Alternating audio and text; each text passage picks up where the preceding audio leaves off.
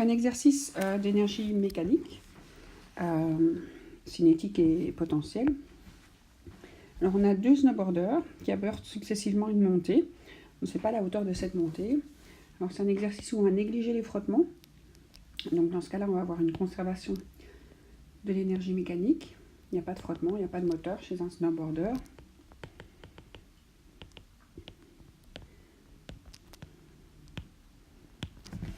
Alors, le premier snowboarder, il arrive avec une vitesse de 4 mètres par seconde et il se retrouve en haut à la vitesse nulle. Le deuxième va un peu plus vite, 5 mètres par seconde, et on demande quelle vitesse il aura encore au sommet. Donc on a envie de répondre 1 mètre par seconde, mais ce n'est pas tout à fait la bonne réponse. Alors pour décortiquer l'exercice, on a une certaine énergie potentielle possible selon la hauteur où on se trouve. Et on a une certaine énergie cinétique selon la vitesse qu'on a, donc énergie liée au mouvement, avec des formules. Et quand on additionne les deux, on a l'énergie mécanique. Alors le premier snowboarder, quand il est en bas, il n'a pas d'auteur, et donc il n'a pas d'énergie potentielle. Quand il est en bas toujours, il a une vitesse de 4 mètres par seconde. Et donc on va prendre sa masse, fois sa vitesse au carré, divisé par 2, et donc il aura une énergie cinétique de 8 fois sa masse. Et donc son énergie mécanique, ce sera 0 plus 8 fois sa masse, ce sera donc 8 fois sa masse. Alors ce qu'on a vu dans l'énoncé, c'est qu'on avait une conservation, il n'y a pas de frottement. On a une conservation de l'énergie mécanique. Et donc son énergie mécanique sera toujours de 8 fois sa masse à une autre hauteur. Et donc ici on va considérer en haut et on ne connaît pas la hauteur de la bosse. Ce qu'on sait par contre, c'est qu'en haut il n'a pas de vitesse. Et donc il n'a pas d'énergie cinétique. Et donc toute son énergie mécanique qu'il a conservée est dans son énergie potentielle. Donc on calcule l'énergie potentielle en faisant énergie mécanique moins énergie cinétique. Et on a donc 8 fois la masse. Moins 0, on a toujours 8 fois la masse. Donc tout ce qui était de l'énergie cinétique en bas est devenu de l'énergie potentielle en haut à l'arrêt. Donc ici, quand on a une vitesse nulle, on a une hauteur maximale. Ça, c'est quelque chose qu'il faut bien associer. Et donc, quand on cherche la hauteur, on peut transformer la formule de l'énergie potentielle en H égale, et c'est H égale EP sur M fois G. Donc on envoie les M et les G en dessous. Et donc on va avoir le calcul de 8 fois la masse divisé par la masse. Et c'est là qu'on se rend compte que la masse du snowboarder, quelle qu'elle soit, ça ne changera pas la hauteur qu'il peut atteindre avec sa vitesse.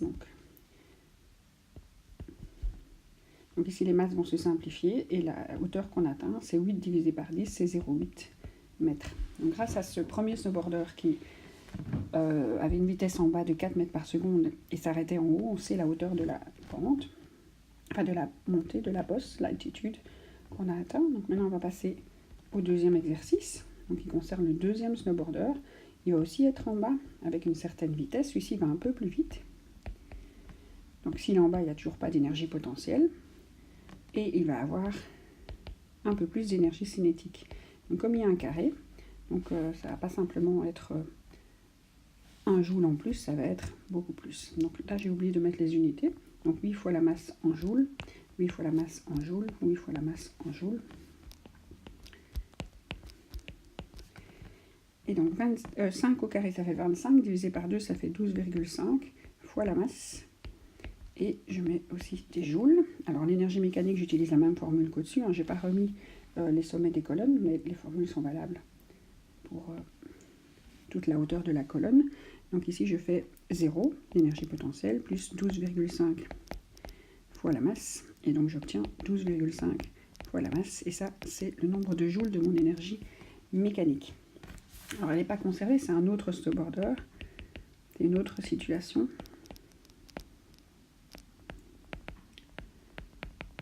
Donc ici, il n'y a pas de conservation, il n'y a pas de rapport. C'est bien différent. Et donc ce snowboarder qui va plus vite a plus d'énergie mécanique à cause de son énergie cinétique plus importante. Alors on dit qu'il aborde la même montée, donc il va aussi devoir passer sur la même bosse de 0,8 mètres. Et donc il aura besoin de la même énergie potentielle pour atteindre ça. Donc le P c'est M fois G fois H. Donc ici je remets les deux formules. Donc il y a une formule qui utilise l'énergie mécanique quand on la connaît, quand on connaît les deux autres énergies, et il y a une formule qui utilise la hauteur quand on utilise plutôt la hauteur. Donc ici on va faire la masse, je ne la connais pas, G c'est 10 et la hauteur c'est 0,8. Attention que dans la hauteur ce sont des mètres et ailleurs ce sont des masses. Je suis désolée si c'est le même petit m. Et donc ici 10 fois 0,8, et j'ai donc 8 fois la masse. Donc qui que ce soit, quelque masse qu'il ait, que ce snowboarder fasse 50 ou 100 kg, il a toujours 8 fois sa masse d'énergie potentielle en haut de la petite montée. Donc on voit que c'est la même, c'est constant ça. Et donc la question qu'on se pose, quelle est sa vitesse? Alors on n'est pas ici au maximum où on devrait être en bas, on est à un endroit particulier, au sommet d'une petite montée, et lui, il va lui rester un petit peu d'énergie cinétique ici, il ne va pas être à l'arrêt puisqu'il allait plus vite au départ. Donc l'énergie cinétique, je vais prendre l'énergie mécanique moins l'énergie potentielle, qui ne vaut pas 0. L'énergie mécanique, elle est conservée. Je dois justifier. On a dit dans l'énoncé qu'il n'y avait pas de frottement pour ce snowboarder-ci ni pour l'autre. Et donc j'avais calculé qu'avec 5 mètres par seconde, il avait 12,5 fois sa masse d'énergie mécanique au total. Et donc je fais ce 12,5 fois sa masse, moins les 8 fois sa masse d'énergie potentielle, qu'on vient de calculer avec la hauteur qu'on a appris avant. On se retrouve avec 4,5 fois la masse d'énergie cinétique. Alors pour calculer la vitesse à partir de la formule de l'énergie cinétique, il faut transformer la formule mv carré sur 2 en v égale. Alors c'est pas simple, il y a un carré, donc il va falloir transformer. Le 2 va devoir aller en haut, le m va devoir aller en dessous et on va devoir prendre la radicale. Donc je répète, le 2 va au-dessus, le EK n'a pas changé de place, le M va en dessous et je prends le radical parce que j'ai V carré et je veux V. Et donc je fais 2 fois 4,5 fois la masse, ça c'est mon énergie cinétique, divisé par la masse, j'oublie pas de faire le carré, donc mes masses vont se simplifier. Donc ça pourrait être valable, cet exercice pourrait être valable pour plein de snowboarders différents, de masses différentes. Et donc on a 2 fois 4,5 c'est 9, donc la racine carrée de 9 c'est 3. Et donc la réponse à la question, quelle est la vitesse qu'a mon snowboarder qui était juste avec un petit mètre par seconde en plus de celui qui s'est arrêté au-dessus, ben il a encore 3 mètres par seconde de vitesse. C'est assez bizarre comme réponse, c'est pas l'intuition, ce que l'intuition nous dirait, mais c'est comme ça. Donc l'énergie cinétique elle est proportionnelle au carré de la vitesse, et donc on a une perte qui n'est pas linéaire. Alors on peut encore prolonger l'exercice en se disant, mais tiens, si je n'aime pas faire ces exercices avec ces fois la masse, et que j'ai envie de travailler avec des vrais chiffres, on peut choisir. Donc c'est permis de faire l'exercice en disant, on choisit une masse, donc je vais le faire en vert. Donc si on fait un choix d'un snowboarder de 50 kg, c'est pas écrit dans l'énoncé, mais on peut le faire. Et dans ce cas-là, on a 8 fois la masse, donc 8 fois 50, on a 400 joules d'énergie cinétique, toujours pas d'énergie potentielle, donc 400 joules d'énergie mécanique qui sont conservées,